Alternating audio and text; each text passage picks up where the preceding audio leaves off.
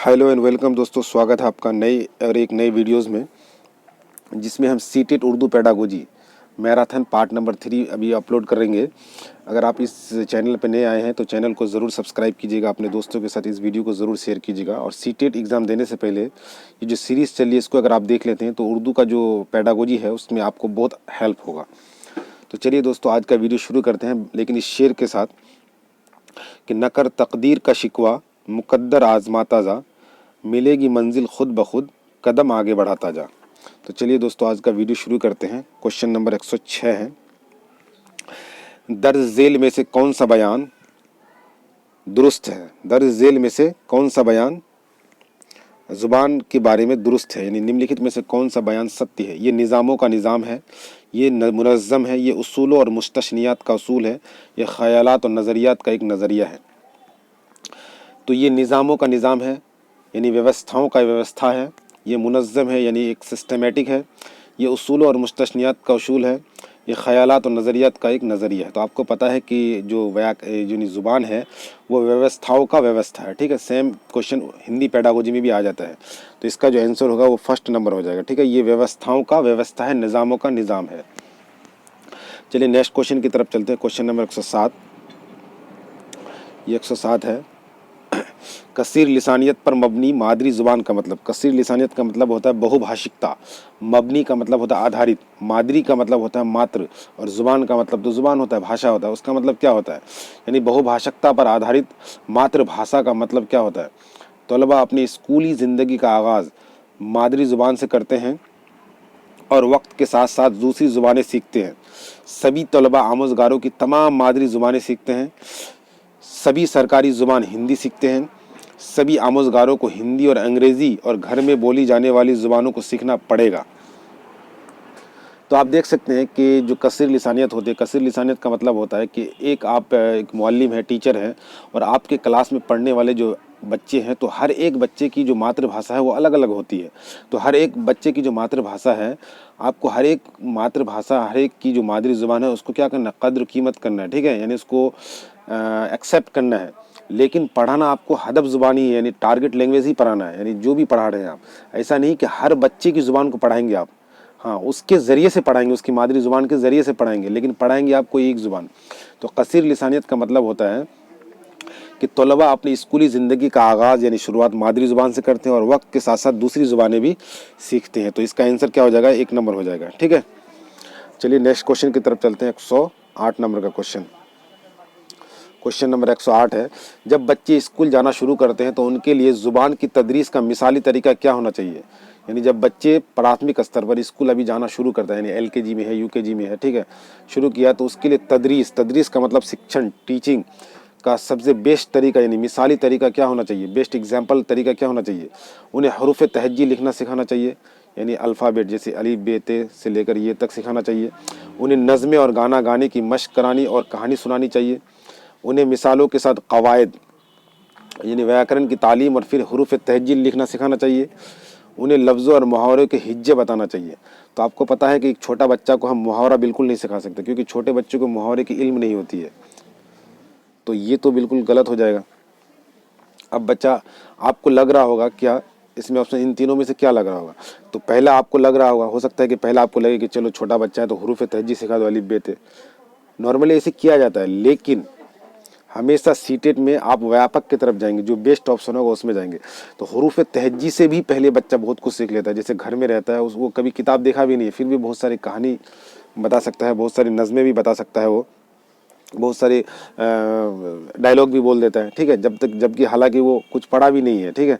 तो हरूफ तहज्जी लिखना सिखाने से पहले भी हमें क्या करना है, उन्हें नज़में और गाने की मशक करानी है, अभ्यास करानी है और कहानी सुनाना है। इससे क्या होगा, बच्चे में रुचि पैदा होगा, एक इंटरेस्ट पैदा होगा। इसलिए आप जानते होंगे कि जो स्कूलों में पढ़ाया जाता है तो उसमें क्या करता है, कहानी सुनाने का एक बहुत बड़ा रोल होता है। जैसे ट्विंकल ट्विंकल लिटिल स्टार, ठीक है। अब ये आप बच्चे के सामने पढ़ रहे हैं तो वो बच्चा भी इंटरेस्ट लेके और मज़े मज़े लेके क्या कर रहा है, उसको पढ़ रहा होता है।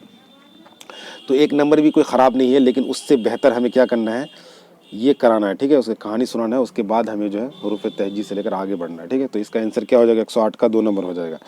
चलिए नेक्स्ट क्वेश्चन की तरफ चलते हैं। 109 नंबर का क्वेश्चन, 109 नंबर का क्वेश्चन देखिएगा, उस्ताद एक जांच का मंसूबा तैयार करता है, यानी एक टीचर क्या है, एक जांच का मंसूबा यानी प्लानिंग करता है और अपने आमोजगार को अधिगम करता, आमोजगार मतलब अधिगम करता कि तहरीर, तहरीर का मतलब राइटिंग, लेखन की खराब पैटर्न की वजह जानना चाहता है, कारण जानना चाहता है। तो इसको क्या कहेंगे? तो आप लोग जानते होंगे कि जब एक टीचर एक बच्चे की जो कारण पता करता है, यानी जो भी बच्चा क्यों नहीं सीख रहा है, उसकी वजह क्या है, क्या कमी है, तो कारण को जानना क्या कहते हैं? निदानात्मक परीक्षण, डायग्नोस्टिक टेस्ट। इसी को उर्दू में कहा जाता है तशखीसी जांच। क्या कहा जाता है?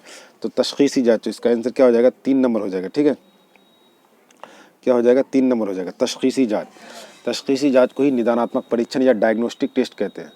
और डायग्नोस्टिक टेस्ट के बाद हम क्या करते हैं? रेमेडियल टीचिंग करते हैं, मुआलजाती तालीम या इस्लाही तदरीस, जिसको हिंदी में उर्दू उपचारात्मक परीक्षण कहते हैं। तो ये किया जाता है। तो इसका आंसर हो जाएगा 3 नंबर। चलिए नेक्स्ट क्वेश्चन की तरफ चलते हैं, 110 नंबर का क्वेश्चन।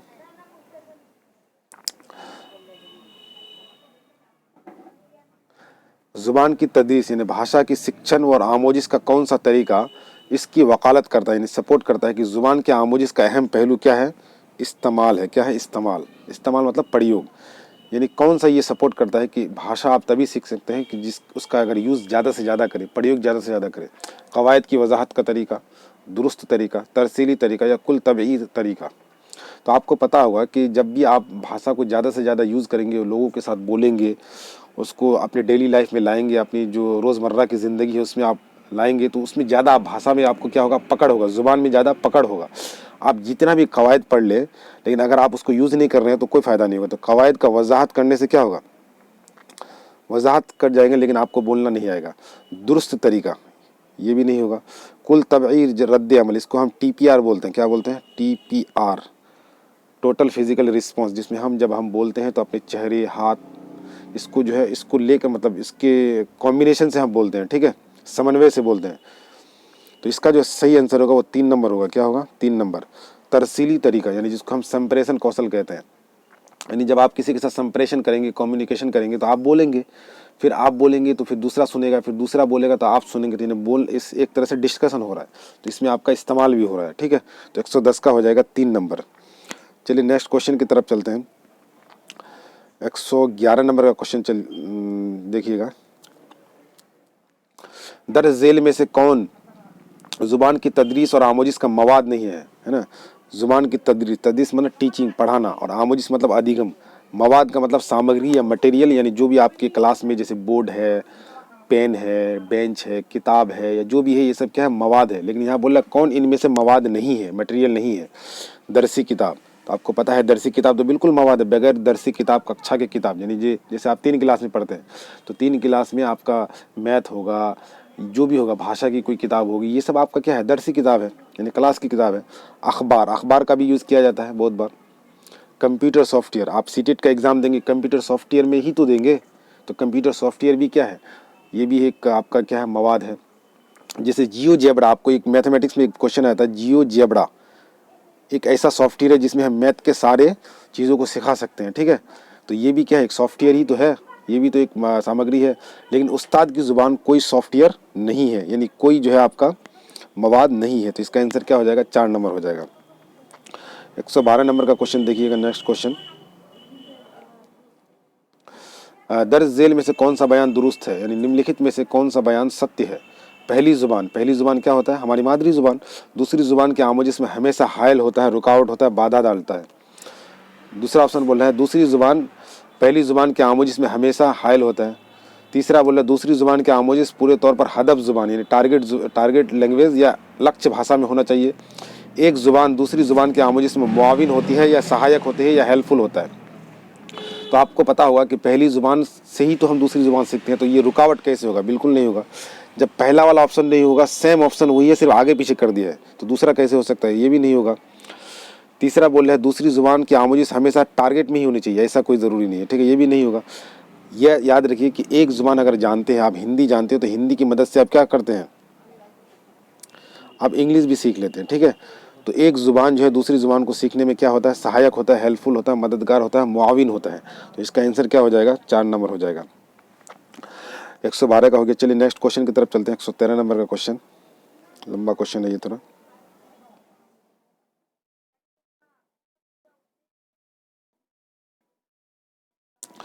113 नंबर का क्वेश्चन देखिएगा। उस्ताद अपने तलबा से जोरों में ख़यालात एकजा करने, ख़यालात मतलब विचार इकट्ठा करने, खाका तैयार करने, इक्तसाब की शक्ल में फ़रोग़ देने और ख़यालात को कलमबंद यानी लिखने के लिए और वो बेहतर बनाने और फिर मरबूत इक़्तबास की शक्ल देने, इक़्तबास मतलब पैराग्राफ यानी मरबूत इक़्तबास की शक्ल देने और उसमें एडिट करने के लिए कहता है। इस तरह लिखने के बारे में बताने के लिए वो तदरीस का यानी शिक्षण का, टीचिंग का कौन सा तरीका इख्तियार कर रहा है। यानी एक टीचर अपने बच्चों को कह रहा है कि आप अपने विचार को जो भी है उसको इकट्ठा कीजिए, फिर उसको एक पैराग्राफ लिखिए, पैराग्राफ लिखने के बाद उसमें जो गलतियाँ हैं उसको एडिट कीजिए, फिर फाइनल सबमिट कीजिए। तो ये जो तरीका अपना रहा है टीचर, बच्चों को करवा रहा है इसके ज़रिए से, ये कौन सा तरीका है? लिखने का माहसल अंदाज, लिखने का अमली तरीका यानी प्रैक्टिकल तरीका, तरसीली तरीका या लिखने के मश्क। तो आपको पता है कि ये क्या है, एक प्रैक्टिकल तरीके से करा रहा है। पहले इकट्ठा करो ख्याल, उसके बाद फिर लिखो, फिर उसको एडिट करो। तो ये क्या है, लिखने का एक प्रैक्टिकल तरीका है, अमली तरीका है। तो इसका आंसर क्या हो जाएगा, 2 नंबर हो जाएगा।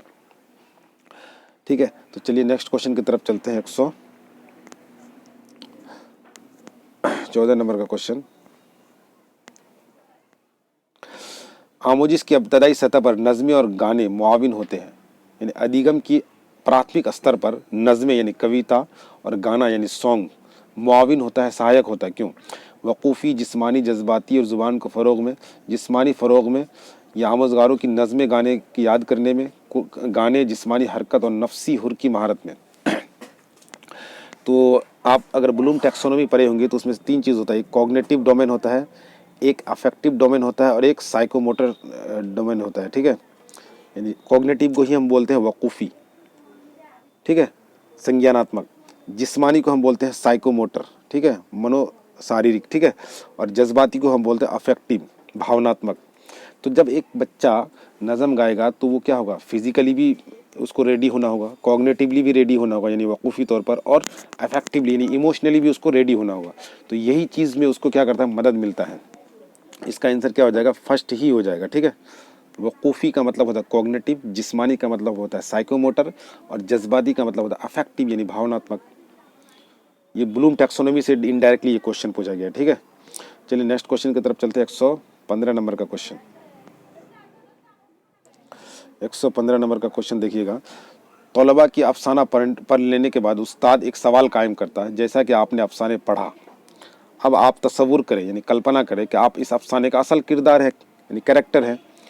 आप पर जो कुछ गुजरे उसके बारे में अपने दोस्त को एक ख़त लिखें। इस तरह के सवालात किस ज़मरे में आते हैं, किस कैटेगरी में आते हैं? पहला इस्तंबाती सवाल, इतलाती सवाल, इर्तशाही सवाल या सवाल लिखना। तो आपको पता है ये सेम क्वेश्चन हिंदी पेडागोजी में भी आता है कि एक बच्चे को क्या किया, एक पैराग्राफ पढ़ा, पैराग्राफ पढ़ने के बाद उसमें जो पात्र आया था यानी जो कैरेक्टर आया था उस बोला कि उसके जगह पर अपने आप को रखो, रखने के बाद तुम्हारे ऊपर जो गुजर रहा है उसको अपने दोस्त को लिखो खत। तो ये जो टीचर जो अपनाया इस तरीके को क्या कहेंगे आप, इसको कहा जाता है इर्तशाही। ठीक है, हिंदी इंग्लिश पेडागोजी में भी आता है ये। ठीक है, मैनिपुलेटिव यानी किसी के स्थान पर अपने आप को रखना। चलिए नेक्स्ट क्वेश्चन की तरफ चलते हैं। 116 नंबर का क्वेश्चन। 116 मुआनवती तदरीस का मतलब, मुआनवती तदरीस का मतलब क्या होता है, यानी अर्थपूर्ण तदरीस का मकसद क्या होता है? तलबा की आमोजिश को बेहतर बनाना, तलबा की आमोजिश और उस्ताद की तदरीस दोनों को बेहतर बनाना। तलबा का मतलब होता है छात्र और आमोजिश का मतलब होता है अधिगम और उस्ताद का मतलब तो टीचर होता है। इम्तिहान में तलबा की कारकर्दगी बेहतर बनाना यानी ज़्यादा अंक लाना, क्लास की कारकर्दगी को बेहतर बनाना। तो अर्थपूर्ण अधिगम तब होता है यानी लर्निंग या टीचिंग तब होती है जब एक टीचर और एक तलबा यानी एक मुअल्लिम और एक तलबा दोनों की तदरीस में क्या हो, बेहतर हो, अच्छा ही हो। ठीक है, तो इसका आंसर क्या हो जाएगा, 2 नंबर हो जाएगा। तलबा और की आमोजिश यानी छात्र की अधिगम और उस्ताद की तदरीस यानी उस्ताद का शिक्षण दोनों बेहतर बनाने के लिए किया जाता है। चलिए नेक्स्ट क्वेश्चन की तरफ चलते हैं। 117 नंबर का क्वेश्चन।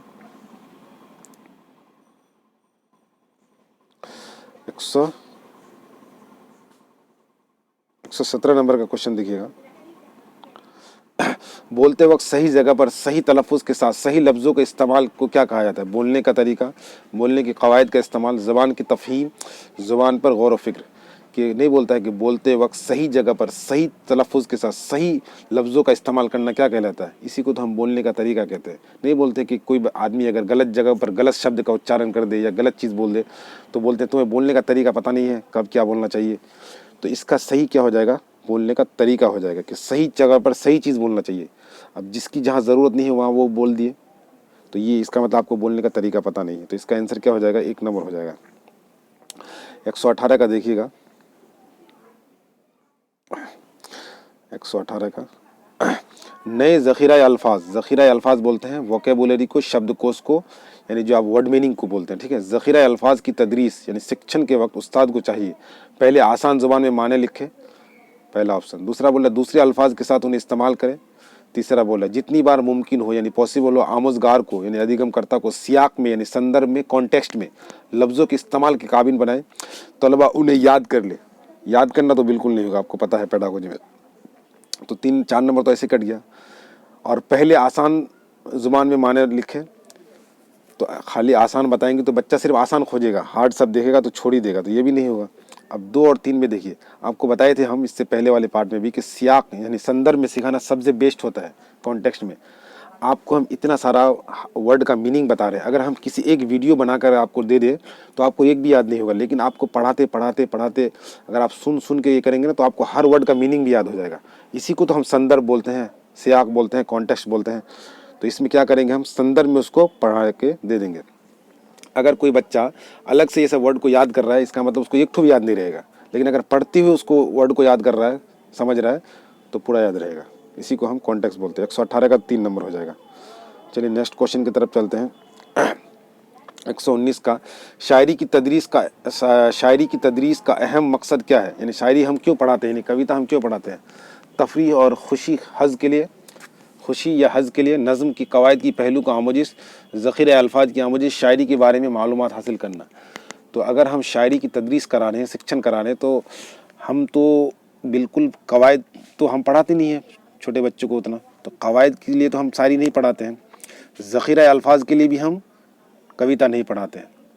शायरी के बारे में मालूम यानी कौन शायर ने इसको लिखा है, किस मुसन्निफ़ ने इसके बारे में लिखा है, तो मुसन्निफ़ के बारे में हायर क्लास में बताया जाता है, ठीक है, जब 9, 10, 8 उस वक्त जाता है, ठीक है।